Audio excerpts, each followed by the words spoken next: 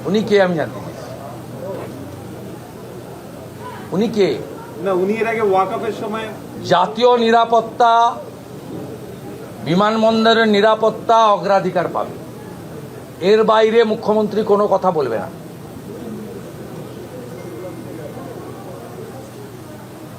উনি খুব নরম নরম কথা বলেছেন এইটাই সরকার অন্য সরকার হলে ধমকাতো যেমন রেজিনগরের লোকটা ধমকাতো এখন আর ধমকায় না এই যে আগের সরকার থাকতো ধমকাতো যে আমাদের ভোটে সরকার করেছি এখন নরম নরম কথা বলছেন জাতীয় সুরক্ষা এবং বিমানবন্দরের নিরাপত্তা আগে দেখতে হবে এই বিমানবন্দরের লোকেশন খুব গুরুত্বপূর্ণ নিরাপত্তার ক্ষেত্রে চীন বাংলাদেশ সব কাছে এটা আন্তর্জাতিক বিমানবন্দর এইখানে